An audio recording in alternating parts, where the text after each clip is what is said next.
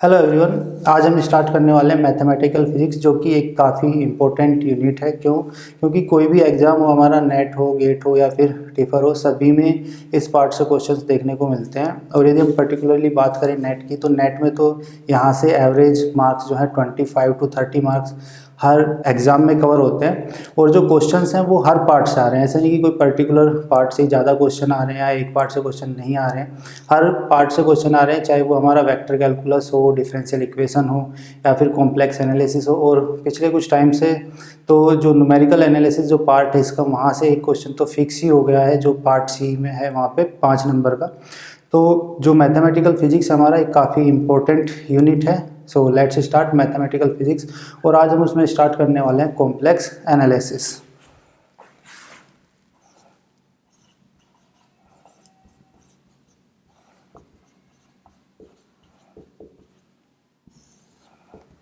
So complex analysis is a important part जो कि mathematical physics जो यूनिट है उसका, क्योंकि यहाँ से क्वेश्चन डायरेक्ट तो आएगा ही। That is may be related to the integral और may be related to Taylor series और लोरेंट सीरीज, और साथ ही इसका जो यूज़ है वो अदर इंटीग्रल को सोल्व करने के लिए भी होता है। So we will start today complex analysis from very basics. बिल्कुल बेसिक से स्टार्ट करेंगे, लेकिन ऐसा भी नहीं है कि एकदम ग्रेजुएशन वाला दो कॉम्प्लेक्स नंबर को किस तरीके से हम ऐड करते हैं Z1 + Z2, वो भी नहीं पढ़ेंगे। बट कॉम्प्लेक्स नंबर क्या होते हैं, किस तरीके से इवॉल्व हुए, वो सब। So let's start with introduction.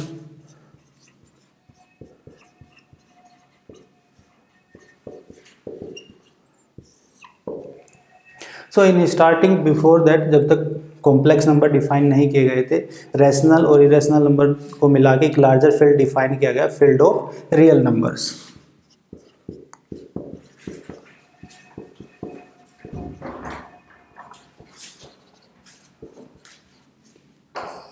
But a number system जो कि कम्प्लीटली रियल नंबर्स पे बेस्ड था, उससे हम मैथमेटिकल जो नीड्स थी उन सभी को कंप्लीट नहीं कर पा रहे थे।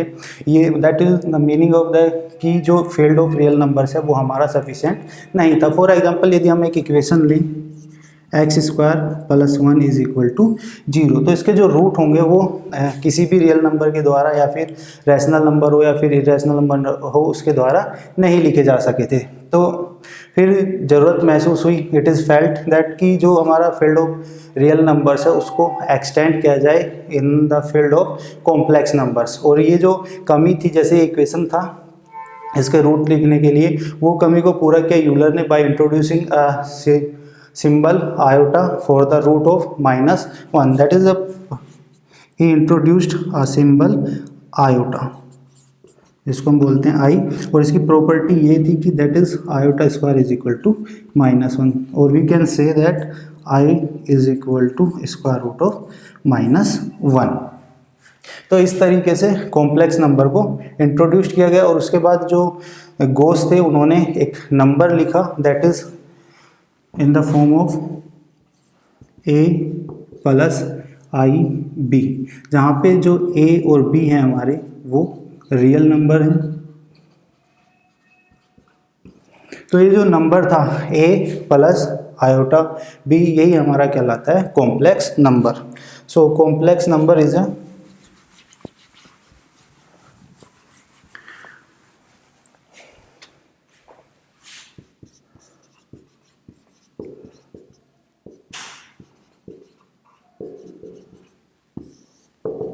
तो जो कॉम्प्लेक्स नंबर है हमारा, उसको हम लिख सकते हैं c = a + iota b। This is a complex number.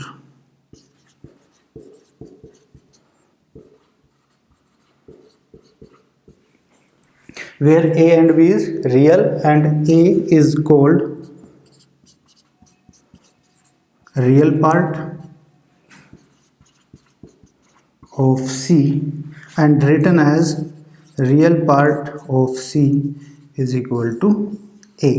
और जो b है, b is called imaginary part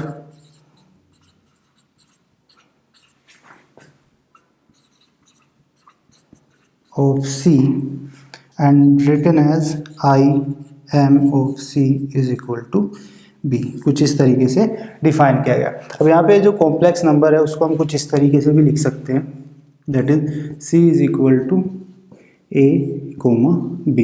That is in the form of ordered pair. So complex number is nothing more than a ordered pair of real numbers or ordinary numbers. So just like that, if x and y is a ordered variable, then we can define a complex variable z is equal to x plus iota y, where x and y again is a real variable and x is a real part of z.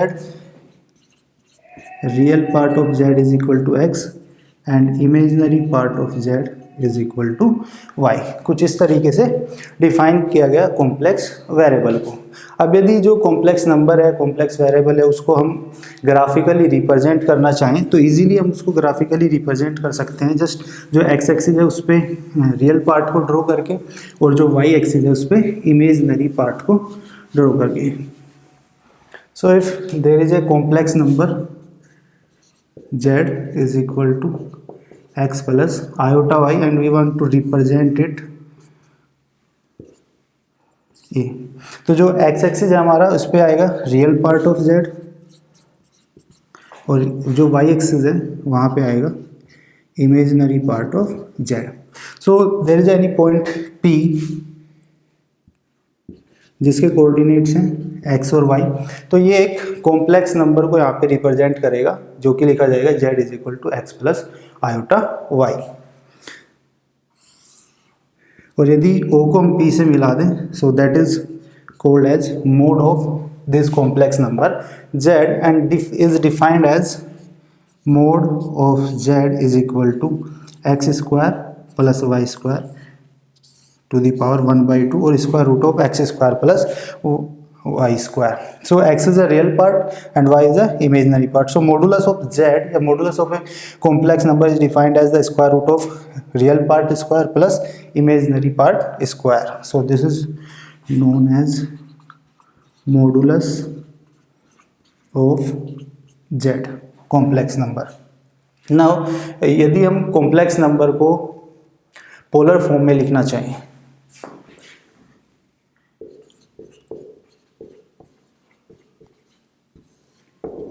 polar form, so we can write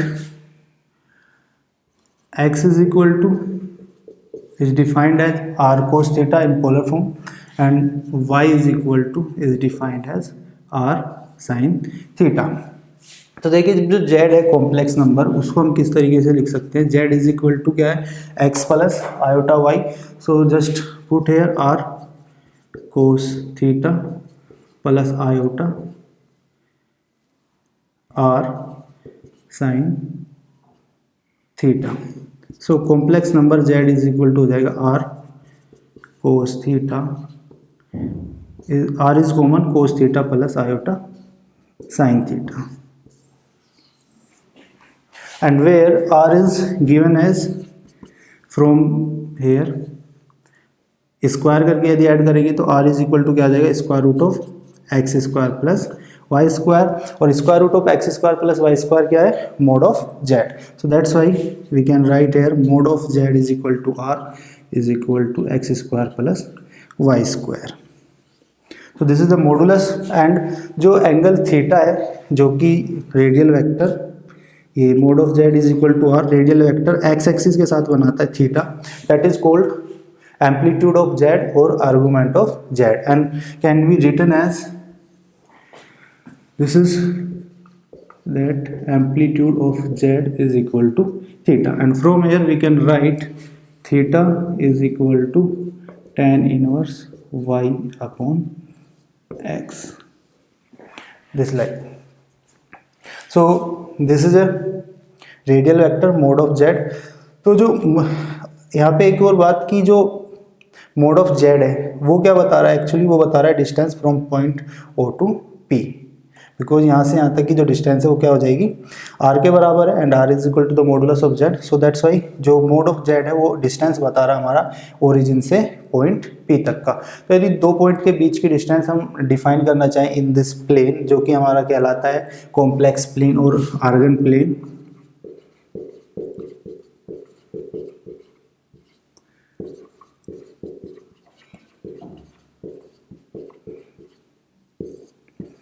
argon plane, तो जो दो points होंगे Z1 और Z2, उनके बीच की जो distance है वो हम सिंपली डिफाइन कर सकते हैं mode of Z1 minus Z2 के द्वारा।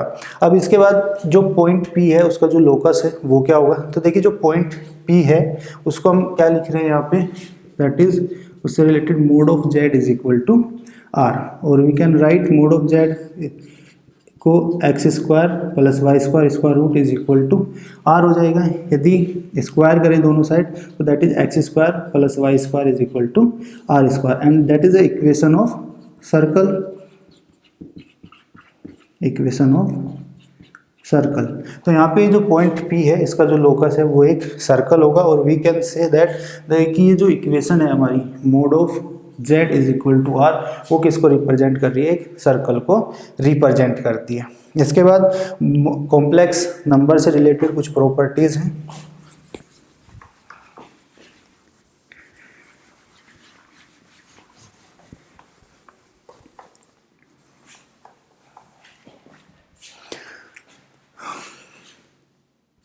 जैसे mod of Z1 plus Z2 is less than is equal to होगा, यहाँ पे Z1 और Z2 क्या है, दो कॉम्प्लेक्स नंबर है, तो इनका जो समेशन का जो मोड है वो लेस देन और इज इक्वल टू होगा mode of Z1 plus mode of Z2 की।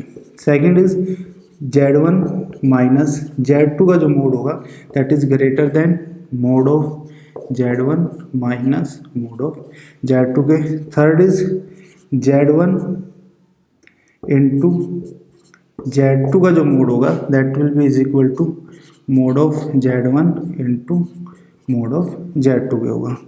And the fourth is the, यदि डिवाइड करें Z1 डिवाइड बाई Z2 और उसके बाद मोड लें, so that is equal to mod of Z1 upon mod of Z2 के होगा।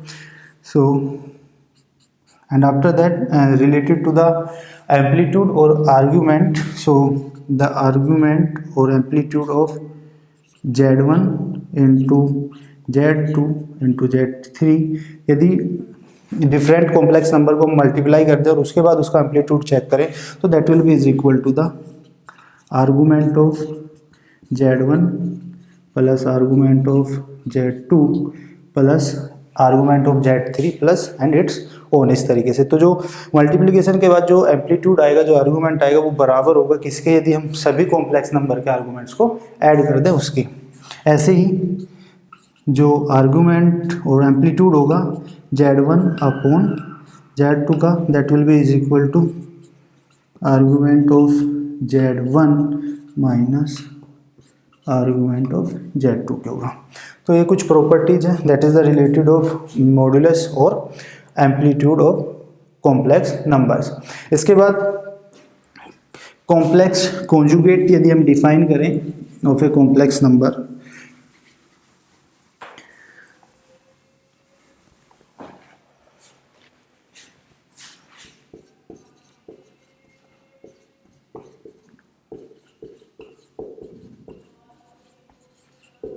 कॉम्प्लेक्स कॉन्जुगेट,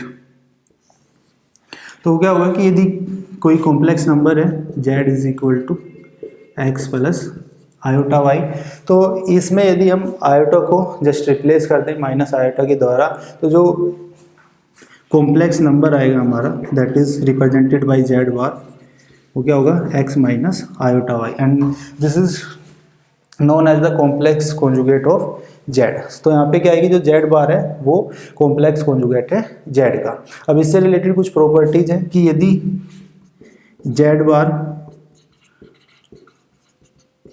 कॉम्प्लेक्स कॉन्जुगेट है, कॉन्जुगेट ऑफ Z है, देन Z भी क्या होगा, कॉम्प्लेक्स कॉन्जुगेट होगा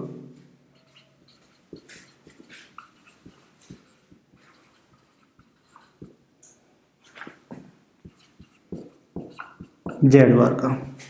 So if z bar is a complex conjugate of z, then z is a complex conjugate of z bar. इसी तरीके से यदि दो नंबर हैं z1 प्लस z2 और उनका समेशन करने के बाद हम कॉम्प्लेक्स कॉन्जुगेट लें, so that will be is equal to actually z1 bar plus z2 bar. That is the complex conjugate of z1 plus complex conjugate of z2. ऐसे ही we can define for difference z1 minus z2 bar is equal to z1 bar minus z2 bar होगा. यदि multiply करें so z1 into z2 bar is equal to होगा z1 bar into z2 bar के. After that z1 upon z2 bar can be defined as z1 bar upon z2 bar. After that the modulus of z1 bar, the modulus of complex conjugate is equal to the modulus of the complex number. That means if z bar is a complex conjugate of z, then modulus of z bar will be is equal to modulus of z, and that is equal to actually x square plus y square. Or we can define that z bar into z is equal to modulus of z bar square equal to modulus of z square. So ये कुछ properties थी जो कि related थी complex conjugate की. इसके बाद जो कॉम्प्लेक्स कॉन्जुगेट है, यदि हम उसको ग्राफिकली रिप्रेजेंट करना चाहें तो देखिए जो पॉइंट्स हैं z bar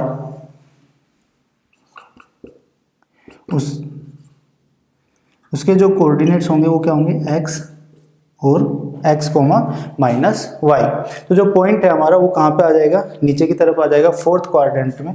so the point will be here, let this is p dash and the coordinate is x comma minus y. so जो कॉम्प्लेक्स कॉन्जुगेट है वो क्या है, एक मिरर इमेज है पॉइंट p का अबाउट द एक्सिस x, और कुछ नहीं है, it's just a mirror image. So it is it is called complex conjugate. इसके बाद आगे चलते हैं. जो कॉम्प्लेक्स नंबर है z, that will be defined as x plus iota y, और in polar form we write here r sine theta. So z को हम कुछ इस तरीके से भी लिख सकते हैं कि जो cos theta plus iota sine theta है वो एक्चुअली बराबर होता है e to the power iota theta के. तो जो कॉम्प्लेक्स नंबर है z, उसको हम इस तरीके से भी लिख सकते हैं z is equal to are into e to the power iota theta. So कोई भी हमारा जो कॉम्प्लेक्स नंबर होगा उसको हम इस तरीके से डिफाइन कर सकते हैं, जहाँ पे जो r था वो क्या था, square root of x square plus y square and theta is equal to tan inverse y upon x था. So if there is a complex number z is equal to 1 plus iota is given and we want to write this in this form, z is equal to r e to the power iota theta. तो देखिए r क्या हो जाएगा यहाँ पे, r is just x square plus y square. That's the meaning कि real part square plus imaginary part square. So real part यहाँ पे क्या है, 1 है, तो ये हो जाएगा 1 स्क्वायर, और जो इमेजनरी पार्ट है वो भी क्या है, 1 है. So this is also 1 square. So r is equal to आ जाएगा रूट 2, एंड जो थीटा है वो क्या होगा, theta is equal to tan inverse y upon x. अब यहाँ पे y इज इक्वल टू भी 1 है और x इज इक्वल टू भी, so this is 1 upon 1. So theta is equal to आ जाएगा पाई बाई 4. तो जो हमारा कॉम्प्लेक्स नंबर है z is equal to, we can write root 2 into e to the power iota pi by 4. तो कोई भी जो कॉम्प्लेक्स नंबर है उसको हम इस तरीके से इस फॉर्म में इजीली कन्वर्ट कर सकते हैं. अब आफ्टर दैट जो आयोटा है, यदि हम उसको एज एन ऑपरेटर ट्रीट करें तो क्या होगा,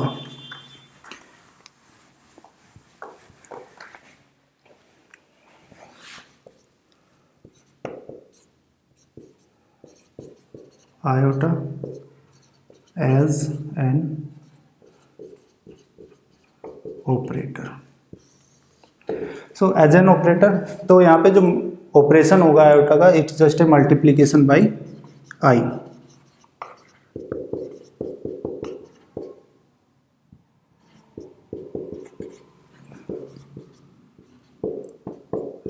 So this is the operation. So if we define a complex number,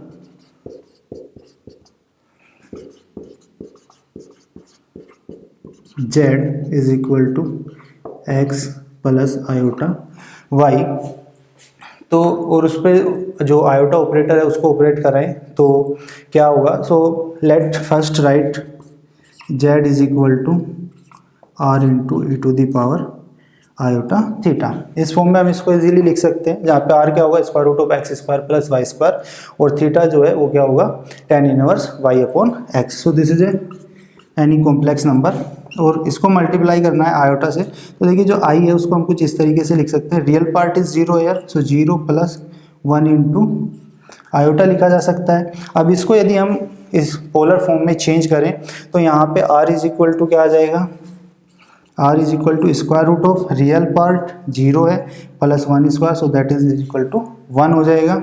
और जो इमेज जो थीटा होगा यहाँ इसके लिए वो क्या होगा, theta is equal to tan inverse y upon x होगा. y is a imaginary part, so that is 1 and real part is 0.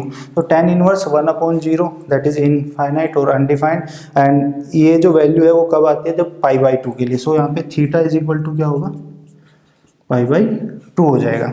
So we can write iota is equal to 1 into e to the power iota pi by 2. ये हो जाएगा equation 2. अब यदि iota को हम Z पे operate कराएं, so this will be right as simple multiplication iota into z. So iota क्या है, e to the power iota pi by 2 and z is r into e to the power iota theta. So we can write r into e to the power iota theta plus pi by 2 के बराबर होगा i iota into Z. सो यहाँ पे देखिए क्या है कि जो हमारा कॉम्प्लेक्स नंबर था वो क्या था, z is equal to are into e to the power iota theta. तो उसका जो मॉडुलस था दैट इज r. तो यहाँ पे मॉडुलस तो सेम है, बट जो आर्गूमेंट था, जो एम्पलीट्यूड था वो क्या था, थीटा. लेकिन यहाँ पे जो एम्पलीट्यूड है वो क्या है, थीटा प्लस पाई बाई 2 है. तो आफ्टर ऑपरेशन मतलब आयोटा को जेड पे ऑपरेट कराने के बाद, मल्टीप्लाई करने के बाद क्या हुआ कि मॉडुलस तो सेम है, बट जो एम्पलीट्यूड है वो हमारा चेंज हो गया, इंक्रीज हो गया पाई बाई 2 से. So we can say that after this operation जो कॉम्प्लेक्स नंबर है वो रोटेट हो गया है anti clockwise by an angle pi by 2. तो कोई भी हमारा कॉम्प्लेक्स नंबर है वो जेड, उस पर यदि हम आयोटा को मल्टीप्लाई कराएंगे या कहीं ऑपरेट कराएंगे तो क्या होगा कि जो हमारा कॉम्प्लेक्स नंबर है वो रोटेट हो जाएगा with an angle pi by 2 in anti clockwise direction, और जो एम्पलीट्यूड जो मॉडुलस है कॉम्प्लेक्स नंबर का वो सेम रहेगा. So this is the operation. After that let's take an example related to this. तो द क्वेश्चन इज रिलेटेड कि यदि किसी एक कॉम्प्लेक्स नंबर को हम दूसरे कॉम्प्लेक्स नंबर से मल्टीप्लाई करें तो एक्चुअली क्या होगा. तो question is multiplying A complex number Z by 1 plus iota. एक कॉम्प्लेक्स नंबर से मल्टीप्लाई करना है. Rotate the radius vector of Z by an angle. तो यदि हम 1 प्लस आयोटा से जेड को मल्टीप्लाई करते हैं तो जो जेड का जो रेडियस वेक्टर है वो किस एंगल से रोटेट हो जाएगा. तो that's the question. So the solution is first is write let the complex number जो गिवन है z is equal to x plus iota y और r into e to the power iota theta. तो that is z, and जिस से multiply करना है let z1 is equal to 1 plus iota. तो पहले तो इसको पोलर फॉर्म में चेंज करेंगे. तो पोलर फॉर्म में जब चेंज करेंगे तो r इज इक्वल टू क्या हो जाएगा, √2. अभी पीछे जस्ट कैलकुलेट किया था, r इज इक्वल टू √2, और यहाँ पे जो थीटा आया था that is equal to pi by 4. So we can write here √2 into e to the power iota pi by 4. That is equation number 2. So just multiply it z1 into z is equal to क्या हो जाएगा 1 plus iota into x plus iota y, और 1 plus iota की जगह हम क्या लिख सकते हैं, √2 e to the power iota pi by 4 लिखा जा सकता है, और x प्लस आयोटा वाई की जगह क्या लिख देंगे, r into e to the power iota theta. तो जस्ट मल्टीप्लाई इट, जो रेडियस वेक्टर है वो क्या हो जाएगा r√2 होगा, और यहाँ पे दोनों को मल्टीप्लाई करेंगे तो जो पावर है वो ऐड हो जाएंगी and we will get z1 into z is equal to √2r e to the power iota theta plus π/4 √2r e to the power iota theta plus π/4। So that's the answer is कि जो radial vector है z का वो हमारा rotate हो जाएगा with an angle π/4 in the direction anti clockwise direction में। So that's the answer. So z by an angle π/4 in direction anti clockwise, तो ये आंसर होगा।